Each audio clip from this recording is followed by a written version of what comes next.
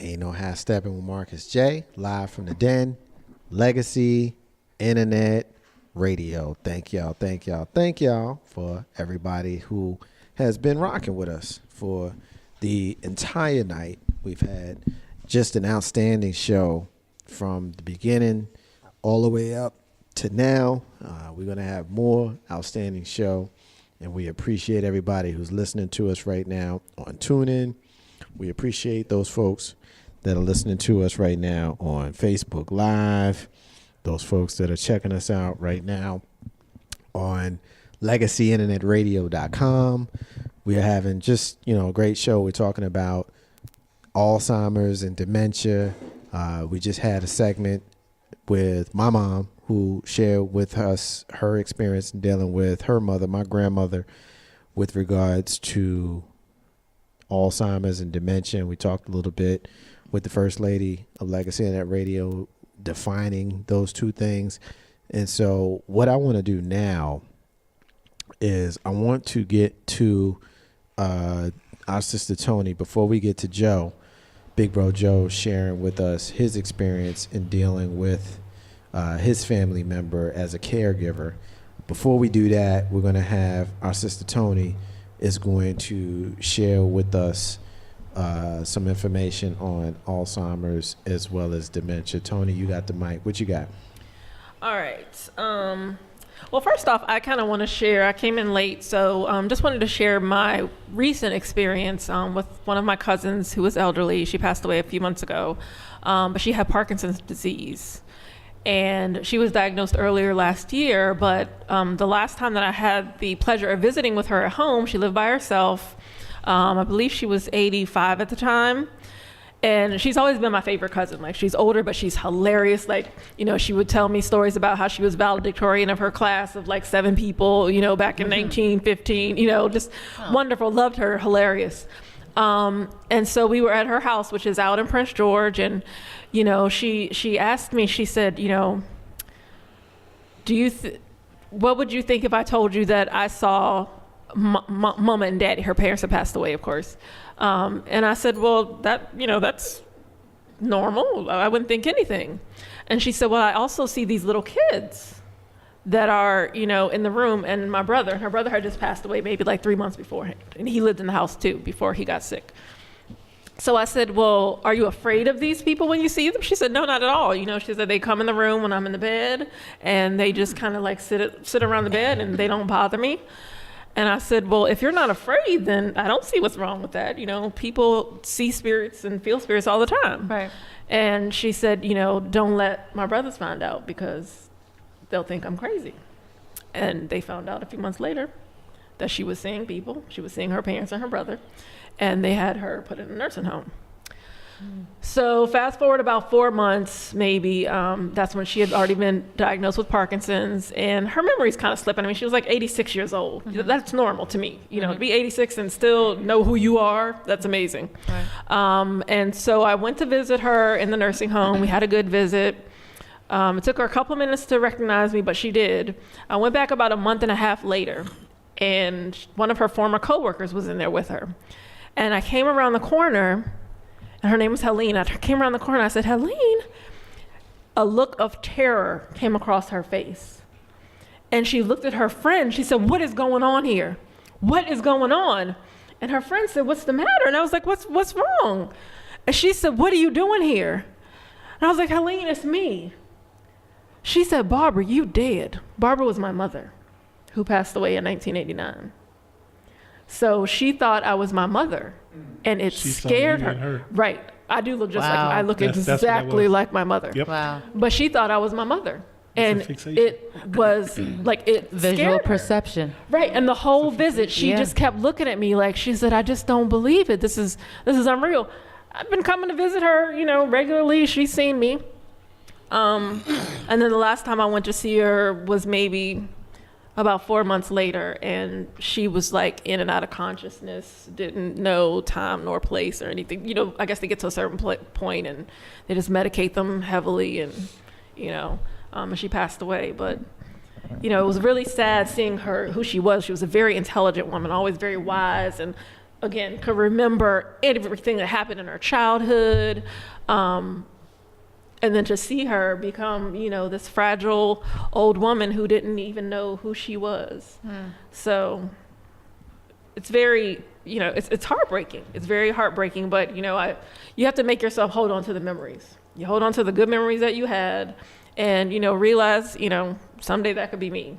It could be me one day. And you might touch on this, Big Brother Joe, but it's very important to plan for the future. Amen. I have a son who's 18, and I tell him, ever since we went to visit my cousin in the nursing home the first day, first of all, he and I, as soon as we walked out the door, we burst into tears. But I said, this is why I work so hard every day, so that you do not have to put me, first of all, I don't want to be a burden on you or anybody else. So put me somewhere nice, where they're going to take good care of me and you can enjoy your life. And that's very important because not enough people do that. Yeah. Amen. Black people don't know about insurance and things like that. So. Well, right. And also the power of attorney. Yeah. Make sure that you put the right person in charge of your affairs, because that was another battle that she dealt with. Can I lift your heart real quick? Yeah. And it's just the comedian in me. I mean, I probably get stuck in the butt for this, but when your mama thought she saw her sister, did you remind her of the money that she owed her? Because before she went away from him, we would have known beneficiary. Okay, I love you. Rest in peace, Auntie. I love her, like for real. But was she a beneficiary? Okay, I love you. Well, she was a cousin, first of all. Okay, well, She was a cousin. Cousin Helena, is that what it is? Yeah. Cousin Helena is Barbara. And she probably would have remembered that. Like, no, I don't owe you nothing. Go back to your snap back. Right. You owe me. But you know how black folk do. You don't remember nothing, but you remember somebody owe you some money. Yes. You better turn the tables on that one. Hey, look, Alzheimer's ain't got nothing on some old money. You owe me some money. You're like, look, forget all that Alzheimer's. Where's my money? My bad. Okay, sorry. Ain't no half-step on Marcus J. Live from the damn Legacy and Radio. Hopefully that was okay, because we gotta have. You gotta laugh. We gotta have some levity to it. You gotta laugh, Couple of comments, and we got this one from Hakeem a while ago. Hakeem, my bad for not getting this in earlier, but hey, Hakeem. What's up? Hakeem said, y'all scaring me, bro. I just got up to get me some fish oil pill after that comment. He got some omega-3s. I'm not sure which comment it was. about the vitamins. It was something. Yeah, okay. It was something. Can I share a true story? Let me get one more comment in. First Lady, our brother, Coach Reggie Shipp. Coach Shipp. He's saying salute to everybody. The president and head coach of the Capital City Reapers. Yes, sir. Yes, sir. Legacy Internet Radio is going to be out there supporting you, brother. We proud of you. Sir. Yes, sir. I remember Coach when he was a youngster. Yeah, we was out there representing and supporting his brother at his introductory press conference a couple of nights ago. Yeah. His first game is in middle of March. Can we get some free tickets? Well, we going to work on making sure that Legacy Internet Radio is out there supporting his brother. You know what I mean? We're going to pay for our tickets. If he comps us, it's going to be because he comped us. Well, I'm it ain't going to be because we asked for no free tickets. I done known him long time. It don't matter. I known him short time. I ain't going to ask him for no. I know you short time. And we talking about dementia and Alzheimer's right now. Yeah. Look, we going to forget that we known you long time. Us color folks always want something free. You know what I'm saying? You know, black folks do, but Thanks, Coach. Always want to be in the sky. Bye.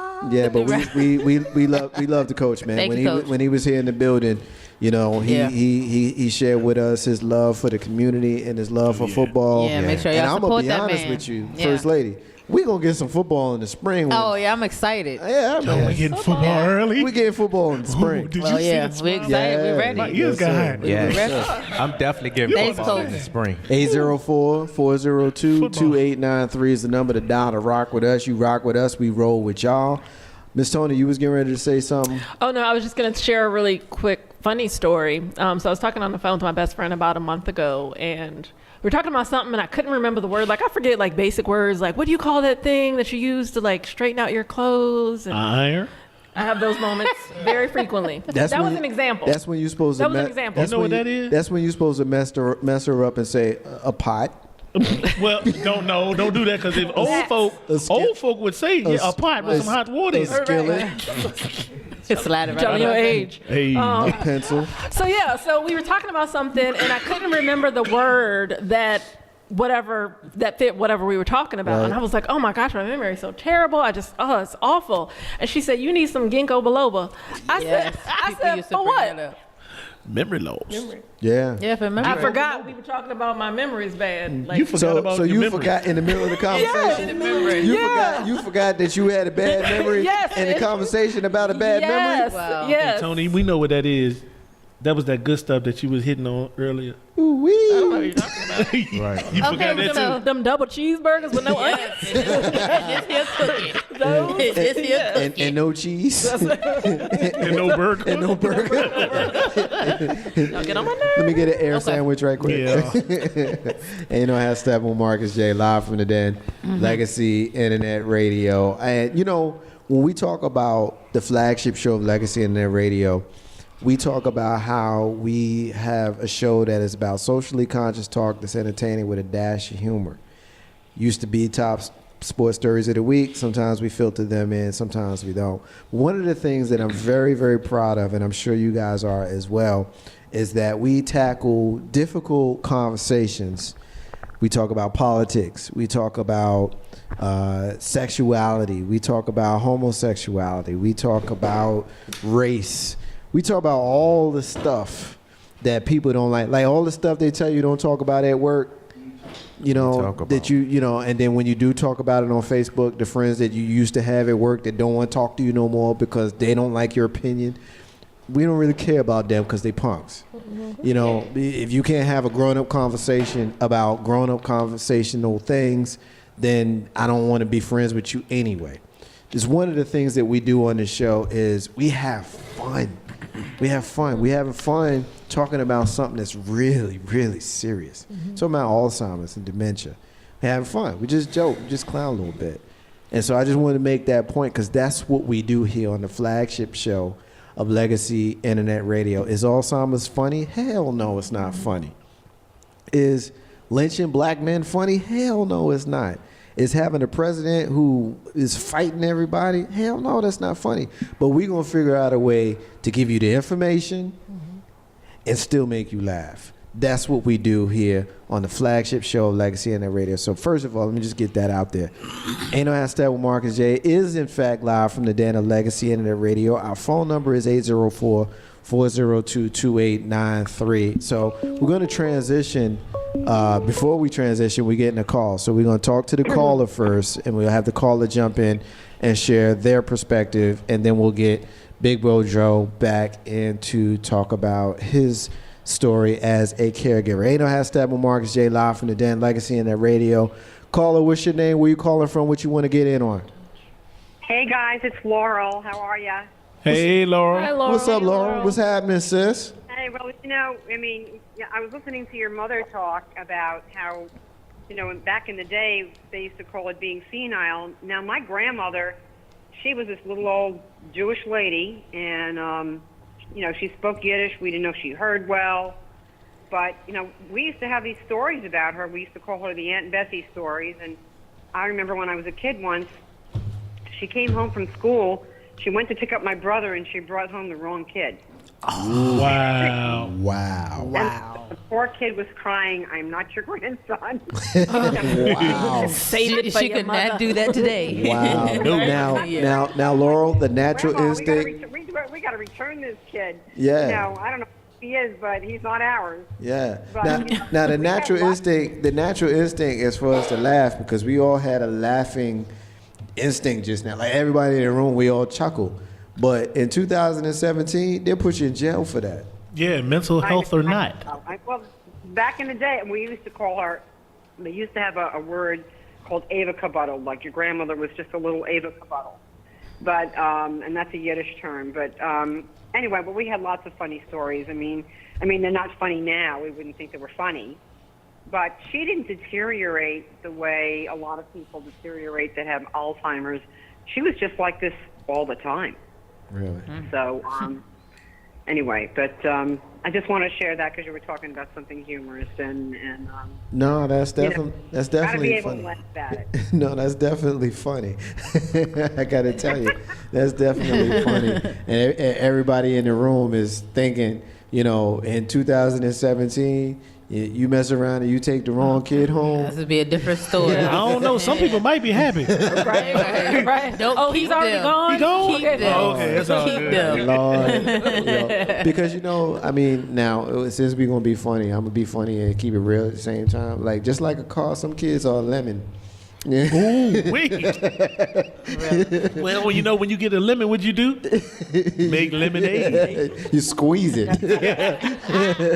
That's what it do. Well, I'm going to get back and listening to you guys. So it's been a great show. Thanks so much. Thank you, Laura. Thanks, Laura. Thank you for supporting us. I'll talk to you soon, sis. All right, peace. And you know how stepping Marcus J. live from the Den Legacy Internet Radio. All right, big bro. I want to talk to you about your personal experience as a caregiver. I'm not sure how much information that you've got to share, but we'll kind of pull it out as we go.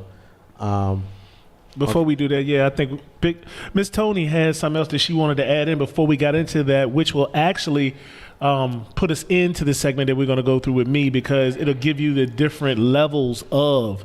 And then for all the caregivers out there, folks, please, if you're in Facebook land, listen. You're listening to us on Legacy Internet Radio. Ain't no half stepping with Marcus J. Give us a call. Once again, the number is 804-402-2893. If you have a question, no question is stupid. Oh, we got a caller. Caller, what's your name and what you want to get on with us tonight? What's up, y'all? This is comedian Tim, man. What's happening down there? Tim, man, what's up, brother? What's up, man? Shout out to Legacy Radio, man. Long delayed last radio station in the RVA, man. That's what's up. Hey, Tim, man. What's going on, bro? What's going on, man? I hear y'all talking, man. Always on positive. Appreciate y'all, man. So what you got, brother? You listening to us talk a little bit about listening to us talk about the Alzheimer's and dementia. What you want to get in on? Yeah, my granddaddy, man, 77 years old. He suffered from dementia. So I definitely know the struggle, you know what I'm saying? So thank y'all for bringing it to the forefront, man. Like, that's crazy, because sometimes they think back to when they was kids and stuff. And my granddaddy case, that's the case. I think he has a kid sometimes. So it takes a lot of patience to deal with somebody like that. Right. Somebody to bring it to the forefront, man. I really appreciate that, man.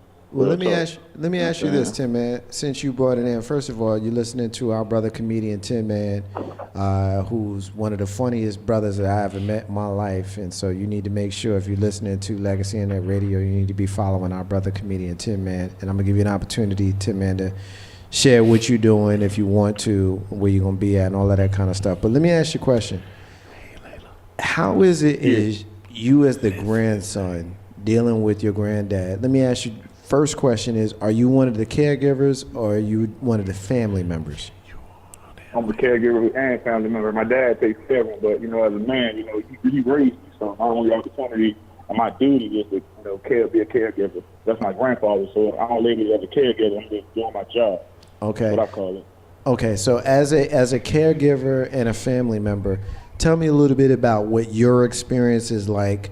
What's your frustration? What's your exasperation? What's your joy? Like, how is it for you working with your granddad? I think you said he's 77. Yeah, 77. Man, it's a lot of. I think it's a lot of gratefulness, man. Because sometimes when we went to the doctor and seeing how it can be, man, and seeing how it can take you out, put you into another society and earth, man. It's like my granddad. He might think like a kid, but inside I know where his heart's at. He always keeps a smile on his face. He's not down about it. Now, even though I don't know if he understands it or not, but he's never down. And he always has a smile on his face. When I come in the house, he's always smiling. He always want to talk about the old days. And I like hearing about it. So I want to know how he lived back then, how he survived. Because you think we got it hard now living out here. This is like older talk, man, what they had to go through. Just bring his joy to you, and he can share those stories with you. So if some shit happen, I can share it with my kids. And tell them how my granddad lived, which motivates me to be a better man every day. By seeing what he went through, it makes me better every day. I can call him every day and talk to him. He might not know who he's talking to. He know my voice. Every time he hear my voice, my dad always says he's smiling. So I know he knows who I am. So it's a blessing right there in itself. So. I can definitely dig that, man. And I'm literally smiling as I'm hearing you say that, because just being the man that you are, I know that that's some real stuff what you're saying, and I know the joy that your granddad is getting because you're such a good man. I know you personally. For the interest of full disclosure for those folks around the country and the world that are listening to us, I know you personally. So I know you're a good man, and I know that your granddad is proud of you, even inside of the dementia and Alzheimer's that he's working with or he's living with. I know that he knows that you're a dope dude, and so there's some pride there. So when he hears your voice and he's smiling, that's some realness right there, man. And the fact that you right there and you calling him and you making sure that you are a part of his life. Because see, one piece that we haven't talked about, and we're not going to get too much into this, but there's some folks that's lazy that's throwing these people away. And they don't want to be a part of that because it's too hard. They just don't want to be a part of that. But you are a part of that because you know that your granddad is a great man and your granddad loves you and you love him, man. I appreciate that, man. I love you for that, man. Brother. I definitely do. Tell us real quick who you are, and if anybody wants to rock with you, how they can be down with you. Tell the listeners how they can rock with you if they want to be down with Tin Man. Man, look, you can follow me. It ain't about me, but I'm gonna throw it out there. I'm on Facebook, Antonio Tin Man Collins, on Twitter. Who is Tin Man on Instagram? Who is Tin Man? This show ain't about me, man. I just wanted to chime in and say what's up to y'all and so let y'all know I appreciate y'all and what y'all do, man. Keep pushing. I'll keep pushing too. That's how we're gonna do this thing. Love you. Peace, bro. We got a lot of love for you, brother, here. Appreciate you, man. Thank you. Already. No problem, man. You got it. All right, bye. Ain't no half step on Marcus J. live from the Den Legacy and that radio. I love that brother because he's so humble. Mr. 3375, you want to jump in here before we throw it back to Tony and Joe? Yeah, it's crazy that y'all was talking about how you just leave your peoples in the nursing home, because, you know, my mom, and sometimes I go with her, she ministered to a couple of retirement homes and, you know, the VA hospital and all that stuff, and I go with her sometimes. And we have to actually sometimes go out and buy clothes for the people that's in the homes and at the VA hospital and stuff, because their kids just drop them off and never come see them ever. Mm-hmm. So it's real. It's real. Like I'm a part of that. Like I see it on a week-to-week basis. That So it's definitely real out there. Okay, so I'm just going to review really quickly the what to expect as a caregiver for someone who is suffering from dementia or Alzheimer's. So with early stage caregiving, in the beginning, the person may still drive and be socially active, volunteer, and even work. So your role as a care partner is to basically provide support and companionship and help plan for the future. This information is coming from the Alzheimer's Association website. And, an important note there is the early stage of Alzheimer's can last for several years. So, it's not necessarily, stage 1 and then they progress a few months later. It could go on for years. And I think that's good, Tony, because like you said, plan for the financial part of it too, right. The financial future. Yeah. Right. All right. So for middle stage caregiving, what to expect. This is a quote. During the middle stages of Alzheimer's, damage to the brain can make it difficult to express thoughts and perform routine tasks. You may notice the person with Alzheimer's jumbling words, having trouble dressing, getting frustrated or angry, or acting in unexpected ways, such as refusing to bathe. I'm sorry, I wasn't chuckling because it was funny, but it's real. It's true. Yeah. Right. It's so real. Yeah. Yeah. And in late stage dementia and Alzheimer's, as a caregiver, things you can expect as the disease advances. Of course, the needs of the person with Alzheimer's or dementia are going to deepen because usually they'll have difficulty eating and swallowing. They'll need assistance walking and eventually will be unable to walk. They're going to need full-time help with personal care. They won't even be able to bathe themselves or brush their own teeth. They're going to be vulnerable to infections, especially pneumonia. And they're going to lose the ability to communicate with words. So it's very important, especially in the early stages, that you kind of set up like a plan, an action plan, before things get to the point where the person with dementia or Alzheimer's doesn't really they can't really communicate effectively. So if you guys can come up with a plan, when we get to this point, this is how you will remember. I can't remember, I saw maybe a movie or something on TV where the person had dementia or Alzheimer's, and they would put a light in the bathroom that would remind them to flush the toilet or to use the bathroom. They set up little things in the house so that they had cues everywhere that they went, that, okay, I'm in this room and there's a light on, or there's a bell here. What is this for? Wow. So, and even though eventually, those things just may become totally foreign to them, at least you can have some semblance of, control and normalcy in their life until, as long as possible. So awesome. I'm so glad you made those points, because like you said, help me out. I could say it even specific, Pacific. Normalcy. Yes, normal, because you want to say normalcy is key for a lot of people, because they struggle with normalcy. But that's the one thing that binds most people with dementia, Alzheimer's. Like I said, routines. We talked about it earlier. Routines are those things that if you don't, a lot of people that you think are cognitive and fine, if you take them out of a routine, that's when you find out. And that's how my story actually begins, with what we got for dementia, Alzheimer's, for my aunt. Most people know I work for a financial institution, and with that financial institution, it was a situation where I just happened to glance at her finances one day, because she came into the branch and said, "Somebody's stealing my money." I said, "Somebody's stealing your money?" I said, "Okay, well, come on, we're going to sit down, we're going to have a conversation. We're going to look at this." So I'm looking at her statements, and I'm seeing a $8,000 check that she wrote to some $8,000. Wow. Let me clear my throat.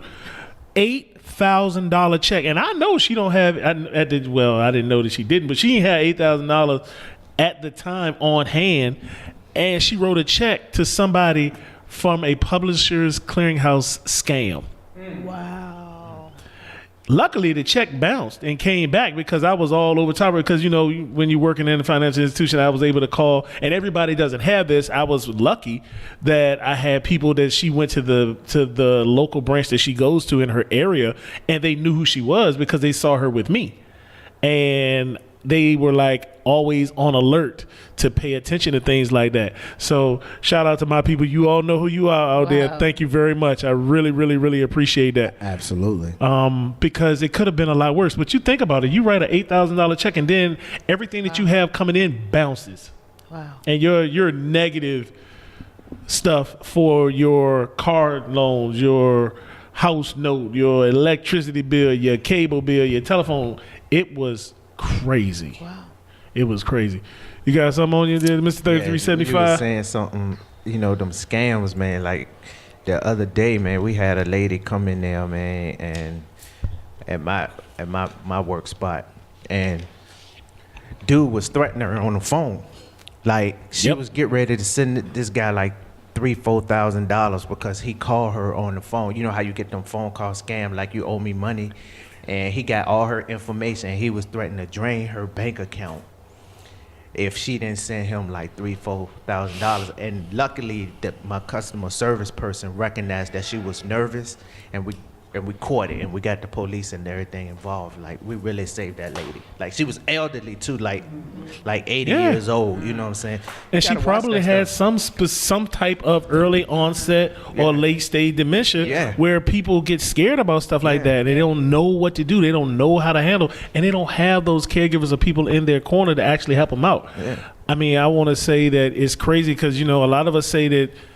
I think it's deplorable that people use elderly folks, and you don't have to be elderly. Now, I'm using elderly because it's just the appropriate or the easy word. It's the easy word, but we've already stated that 5 to 8% of our populace today have some form of dementia by the age of 65. I tell you, the older we get, the older elderly becomes. But I got a plan. I got a plan in place. Not even close. Right. Yeah, I got a plan. I'm gonna share that plan with you too. Let me ask you a couple of questions, big bro. All right. Because when we talk to mom, in the last segment, and she talked about Nana, who Nana was kind of a hybrid of her sisters. One was feisty and violent, and there's stories that we didn't get into that I may or may not share offline. And then there was one who was very docile. Mm-hmm. And I remember my great aunts, both of them, very well. Where does your aunt fit into that kind of dichotomy? Because one thing that I know about your aunt just from being around you, and I've met her several times, and one thing that I can speak to as far as Alzheimer's and dementia, if you don't know a person has it, then you just don't know that they have it. It doesn't matter if you know. What matters is they have it. Doesn't matter if you know or not. And I'm gonna let Solo jump in here, and then I'll finish my point. Solo, jump in. If you don't know anyone right now, you will. Yeah, that's the truth. Yeah, I guarantee that. Absolutely. I met his aunt a couple of times before we knew. Yeah, well before. And I met her a few times after we knew. My experience of dealing with his aunt is she the exact same person before and after her diagnosis. But I also know that she got a tendency to just disappear. Poof. Gone. Out. Now, that's one thing that we didn't deal with Nana. Your aunt be rolling out. Yeah, she will roll out on you. Talk to us about that. All right. So we're going to go back to the first thing. You say that you might not know. Well, what I meant by that is to look at a person, physically looking at them, or to even talk to them. Because if you're dealing with a person who knows how to have a basic, hey, how you doing, kind of conversation, good to see you, I haven't seen you in a while. That kind of conversation, your aunt is good with that. She's slick. She real slick. Let's put it. No, we got to put it out there, folks, because I don't think people understand it. Talk about it. Yeah. People with dementia are not always Alzheimer's. They're not all the way gone. You got to realize that there are levels and stages to that, and they get certain pockets of understanding that they utilize. Oh, and I'm going to get into that when we go through some of the medical things that we went through, and Tony and I alluded to it earlier about the test, the cognitive testing that was actually done, and how that came about. But for my aunt, I have lived on my own for 73 years. She will be 74 years. She will be 75 on her birthday, February 14th. Tomorrow is my aunt's birthday. Wow. She'll be 75 years old. Wow. Okay. She's lived on her own with no husband, nobody, pretty much, except for us. And when I say us, I mean, she didn't have, for 75 years. So first of all, she was always a strong woman. And to break up a routine, she does not like being told what to do. And caregivers, I'm going to get into some other things. But to go back to what Mark is saying, the level where she falls, let me just put this into a preface. My mother is the baby sister out of 13 children. So you got to think about that now, folks. We don't have families that have 13, 14, 15, 16 children nowadays. Back in the time when my mom and stuff was born, you did, because that's what you did. So in that, out of the 13 siblings, 7 brothers, 6 sisters, 7 of them had some form or stage of dementia, Alzheimer's, where my mother actually cared for them. So in this situation right here, it's up to me and my sister, because we're the people now, are the younger ones. We have to be the people who take over, because my mother is not dead and gone, but she's not the same spry chicken that she used to be, and she cannot do the things that she used to do in order to make sure that she could take care of her sister. Right. Another thing you have to realize. So, okay, I'm sorry. Let me cut across you. How does that make your mom feel? Yeah, that's a good question. I was thinking that. Thank you, First Lady. My mother loves her sister to the ends of the earth, but she is frustrated. Is there any siblings in between? No. It was one, but she had dementia, Alzheimer's, and she deteriorated. When we found out, I mean, it was like poof. Okay, so it was quick. It was quick. Okay. And this was the aunt that, I mean, Marcus J., I don't even know if you knew this one. Well, I didn't know. The one that we're speaking of is the only one that I know. That's the only one that you, well, as a matter of fact, no, You wouldn't have. No, I No, think you the one we're talking about is the only one that I know. That's the only one you know.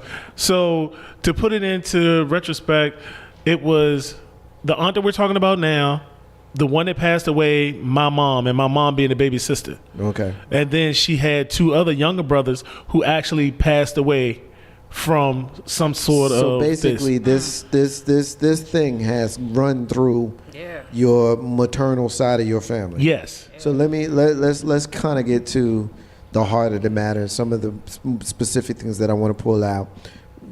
When we were talking a minute ago about how she rolls out.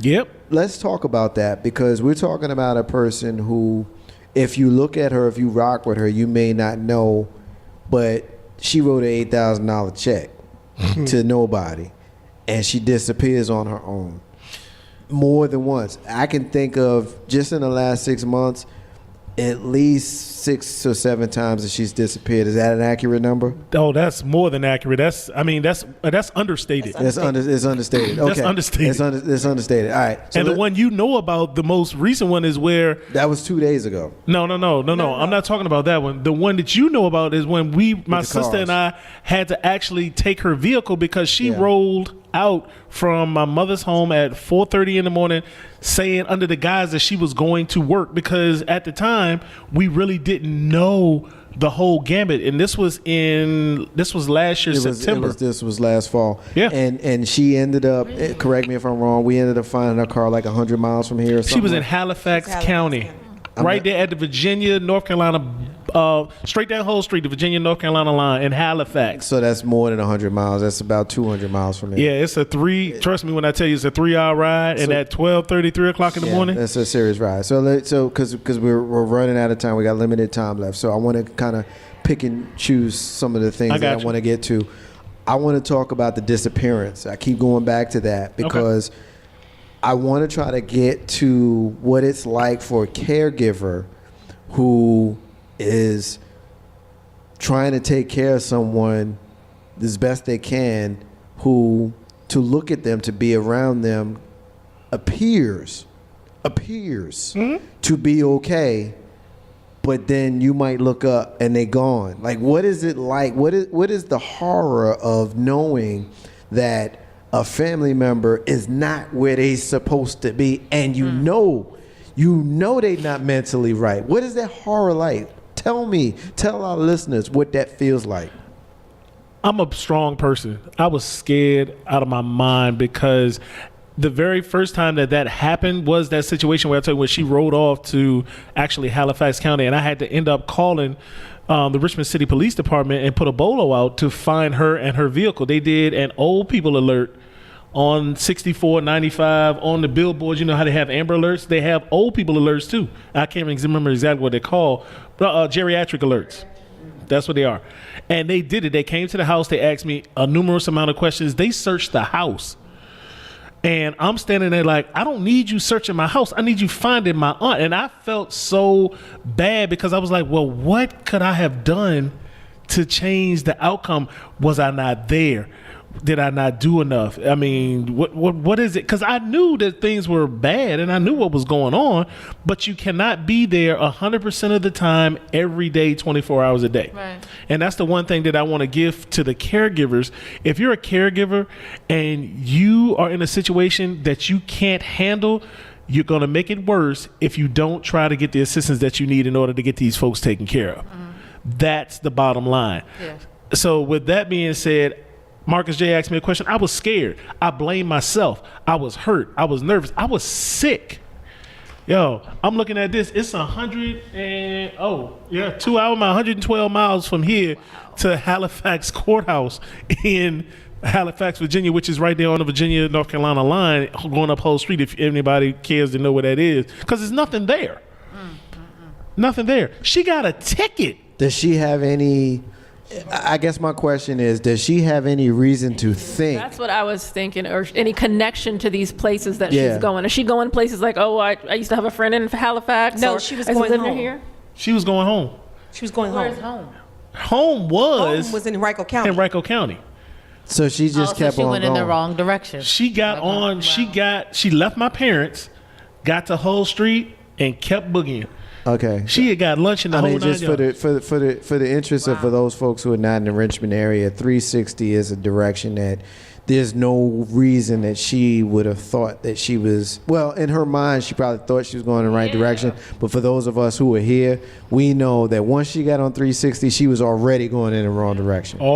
She was already going in the wrong direction, and she just got caught up in the time and just didn't think about it. So I guess the next piece that we can talk about is the fact that she probably lost track of time, because you don't go that long, not even that far. That far is another different word. I'm talking about long, just clockwise. But watch this. She actually got a speeding ticket in Farmville.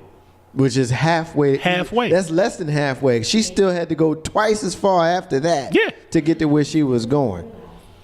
She got the ticket in Farmville. Sorry to interject. She got the ticket in Farmville. But what the scary part of the puzzle is, the police officer that pulled us still didn't recognize that there was something cognitively wrong, with this lady, and allowed her to proceed on. Because like you said, she has those short-term, if you ask her a direct question, she'll give you a direct answer. She's not gonna, if you get into a deep conversation, you can pick those things out. Right. If you are surface-oriented, she got you beat every time, and she will fool you. Now, let me ask you this, because the way that you're talking, the way you're talking about her, you said she's slick, she'll fool you. Certain rhetoric that you're using leads me to this question. Do you think, and I'm just asking you as an individual, Joe, do you think that she understands what she got going on and she's trying to navigate around it to try to minimize it? Or do you think that she's just an intelligent woman who's just rocking with her life? She doesn't recognize that she's doing these things. And like I said, for a person who's independent like she was, that's exactly what that is. She wants to remain independent, and she does realize that she has some,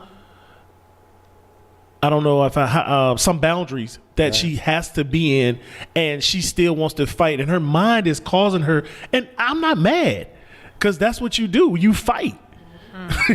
And that's like with any mental illness. You know, anybody with a mental illness, they convince themselves that, like, either one, there's nothing wrong with me, or two, it's right, something's wrong with them, or it's not as bad as they make it seem. Oh, don't I know it? You know, so like you said, she's holding on to those pockets, and the pockets that she has, is able to recall and use are what gets her through the basics of interacting with people that don't know her. Yeah, that's a definite. I mean, Ain't No Half Stepping with Marcus J. live from the Den, Legacy Internet Radio. My brother Matt in Jersey City is checking us out right now. Hey, Matt. Matt, my brother Matt says his grandmother was like that. She had incredible moments of clarity, even in those moments when she was completely out of sorts. Yeah. You know. Wow. Now, I mean, you gonna tell you something else that's funny, especially with my aunt. My mother is her younger sister.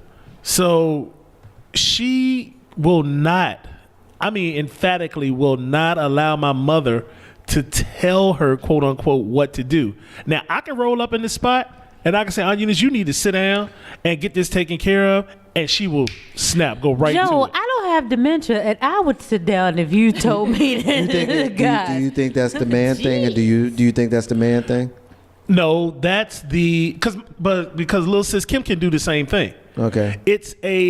She still recognizes that her sister is her baby sister. Right. It's her baby sister. It's the baby sister. I'll be honest with you though, I don't even know if I trip over that, because my baby sister is scary, and if she told me to sit down, I probably would sit down. Like, nah, I'm not doing that. You know better. Yeah.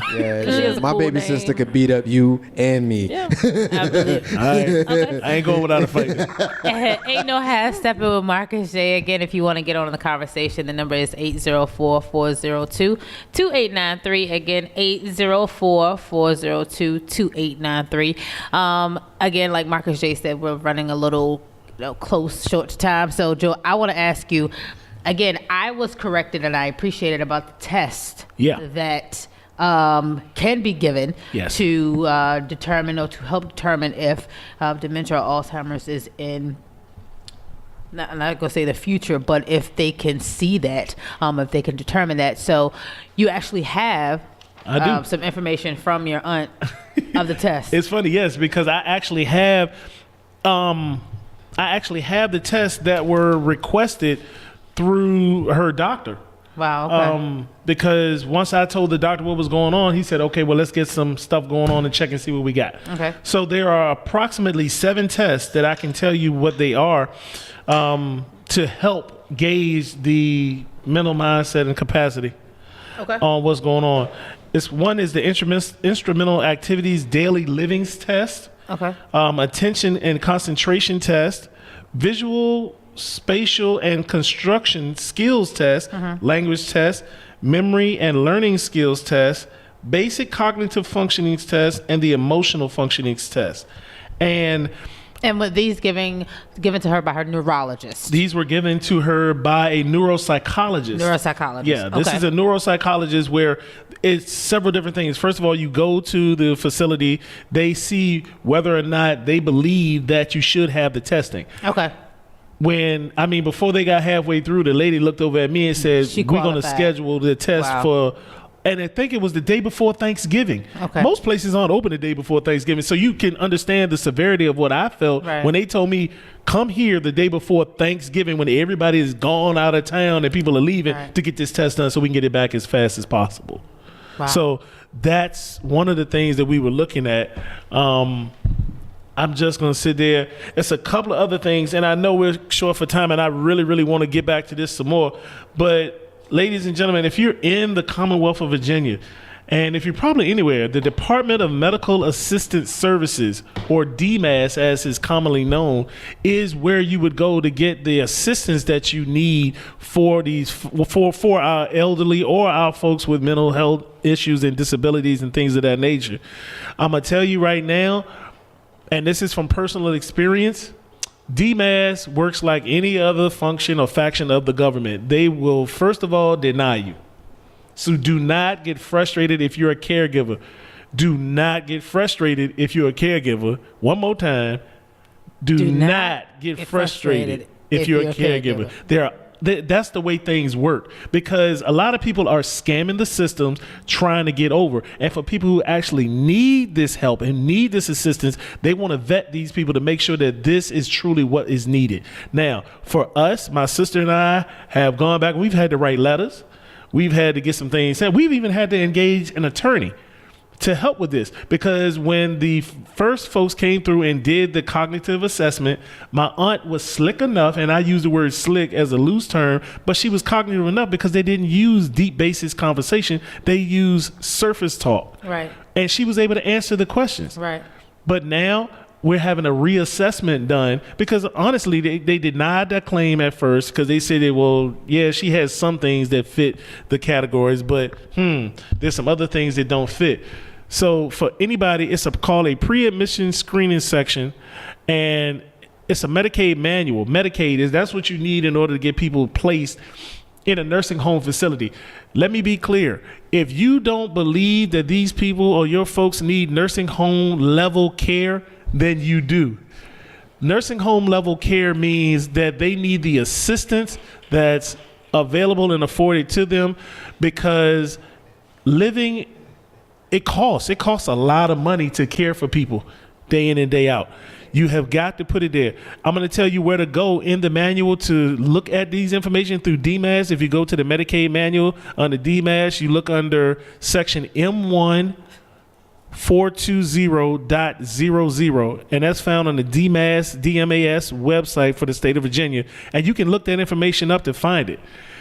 Get the help you need in order to get the help they need. There are also support groups that you can get into that you need to talk to. The Alzheimer's Association is a wonderful, wonderful tool. You can call them at any time of night. And Alyssa gave us a number for Alyssa P, the comedian that's. I said Alyssa. My bad. Not here tonight. She's got Alzheimer's. Alyssa P gave us a number. Alyssa, can you give us that number one more time? Yes, sir. It is 800-272-3900. Thank you. So like I said, make sure that you understand that, folks. If you have any questions, yo, you can always hit me up, Big Bro Joe. You can find me on the webpage here with Marcus J and Ain't No Half Stepping with Marcus J, and we can talk some more. If you need some sideshow stuff, yo, hit him up. Marcus J can get in contact with me, and we'll definitely put you down. It's so much more that we can get into, and I hope we can follow up and go into a little bit more with this because it's so serious. Ain't No Half Stepping with Marcus J, live from the Dead Legacy Internet Radio. Outstanding. Big Bro Joe, comedian S. Lissa P, our first lady, Moms J, the entire crew, Miss Tony. Y'all did an outstanding job talking to us about Alzheimer's and dementia. And I can't add nothing to it. All I can do is lead us into a break. We're going to take our final break of the night.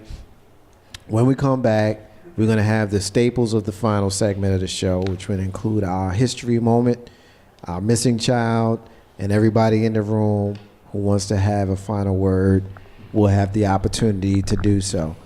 Marcus J, Big Bro Joe, our sister Neat, our sister Miss Tony, our brother Solo, Mr. 3375, and the First Lady of Legacy Internet Radio, comedian S. Lissa P. Marcus J. Ain't No Half Stepping with yours truly. We shall be back in a few.